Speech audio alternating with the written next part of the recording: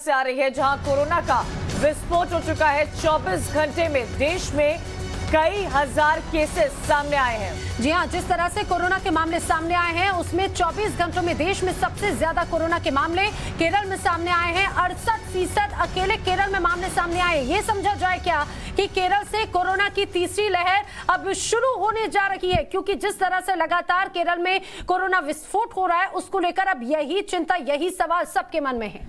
आंकड़े कुछ ऐसा ही इशारा कर रहे हैं, क्योंकि देश में पिछले 24 घंटे में कोरोना के 46,000 से ज्यादा केसेस दर्ज किए गए हैं, जबकि अकेले सिर्फ अगर केरल की बात की जाए तो वहां से पिछले 24 घंटे में 31,000 से ज्यादा केसेस सामने आए हैं, जो देश में 24 घंटे में सामने आए मामलों के 68% है। वहीं आखिर केरल में बढ़ते केस पर सबने चुप्पी क्यों साध रखी है? सोचिए, अगर केरल वाला मामला लगातार बढ़ता जाए तो क्या हालात देश भर में देखने को मिलेंगे।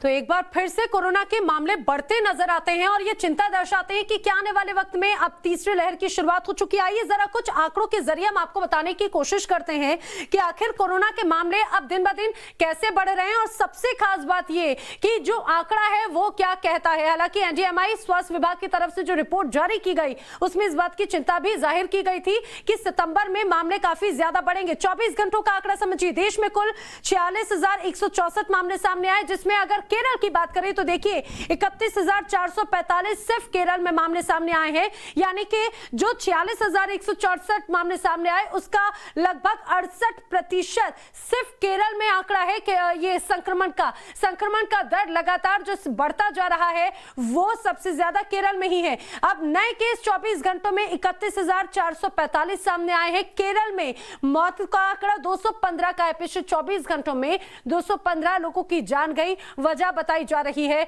कोरोना संक्रमण की, कोरोना पॉजिटिव मामलों की।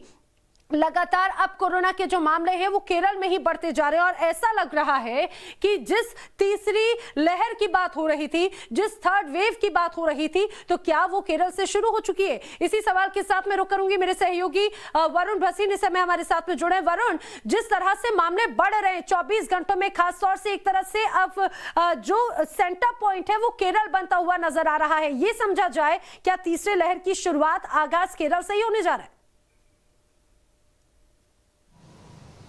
जी बिल्कुल, देखिए इसमें कोई शक नहीं है कि केरल में एक बहुत बड़ी चूक हुई है और अगर इसको हम तीसरी लहर को छोड़े तो दूसरी लहर भी कमजोर नहीं हो पाई थी। वहां पर जो मामले एक बार शुरू हुए केरल में वो अब तक वहां की सरकार रोकने में नाकामयाब रही है। उन्होंने कुछ ऐसी गलतियां की हैं जो ग्राउंड पर साफ तौर पर नजर आई। जब ईद पे हमने देखा था, जब वहां पर गाइडलाइंस की बारी आई थी तो वो सख्त नियम नहीं बना गए। अगर हम बाकी राज्यों की बात करें तो उन्होंने सख्त नियम जारी करके ही उस पर पूरा पार पाया था। यानी कि कोरोना के जो मामले कम करने थे वहां पर उस राज्य सरकार को समझना चाहिए था कि उसको कहां पर क्या जगह बंद करनी है, किस तरह का ब्लूप्रिंट को तैयार करना है, और इस चीज को बनाने में केरल सरकार बिल्कुल नाकाम हुई है। आप सोचिए कि अगर 19 के आसपास जो पॉजिटिविटी रेट पाया जाता है, यानी कि हर 100 में से 20 लोग सामने आए हैं। देश भर में 46,000 है तो सिर्फ केरल में 31,000 है। आखिर केरल में या जो बढ़ते केसेस है इस पर सबने चुप्पी क्यों साध रखी है?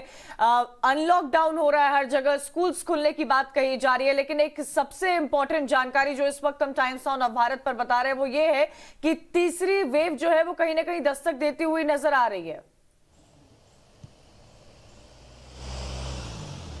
जी बिल्कुल, बेशक। देखिए, अगर इसमें एक या दो राज्य उसमें बढ़ावा देते हुए दिख रहे हैं तो वो केरल और महाराष्ट्र को माना जाएगा, क्योंकि जिस तरह से मामले हैं, अगर 46,000 में से हम बात करें तो 31,000 केरल में मिलते हैं, 5 से 6,000 के आसपास महाराष्ट्र में आते हैं। तो ये दो राज्य हैं जहां पर कुछ चूक हुई है। बाकी राज्यों ने उस पर रोक लगाई है। सख्त नियम की बात करें या फिर मार्केट खोलने तक की छोटी छोटी बात करें, क्योंकि केरल ने क्या किया, केरल ने ईद के समय पर बोला कि हम मार्केट खोला जाएगा। जब वहां पर गंभीर समय था वहां पर मार्केट खोल दिया आपने। ओणम की बात करें, त्योहार निकला, वहां पर आपने वो सख्त गाइडलाइन नहीं की। यानी कि कुछ गलतियां ग्राउंड पर हुई हैं, यानी कि लोगों की जान को खतरे में डाला गया है और उसका परिणाम अब हमें देखने को मिल रहा है। जिस तरह से वो एक सर्ज आ गया है और आप सोचिए 19 पॉजिटिविटी रेट केरल का है, यानी कि 100 में से 19 लोग पॉजिटिव हैं। तो वो चेन जो बढ़ने का डर होता है, जिसको लगातार हम 1.5 साल से एड्रेस कर रहे हैं कि वो चेन नहीं बढ़नी चाहिए, उस चेन को तोड़ना बहुत जरूरी है और यहां पर यही चीज नहीं हो पा रही है। और इसी को पूरा करने के लिए एक नए ब्लूप्रिंट की बहुत ज्यादा जरूरत है। नहीं तो वो दो राज्यों से निकलकर कब कितने राज्यों में फैल जाएगी उसका खतरा लगातार बना हुआ है। और वरुण, मुझे लगता है इसकी शुरुआत भी शायद हो भी गई है, क्योंकि इसको समझना होगा। स्कूल, मॉल, मार्केट सभी अब पिछले समय की तरह सामान्य रूप से शुरू करने की प्लानिंग की जा रही है, जबकि यह पहले ही अलर्ट जारी किया जा चुका है कि सितंबर और अक्टूबर में कोरोना की थर्ड वेव का पीक हो सकता है। जानकारी के लिए वरुण, आपका शुक्रिया।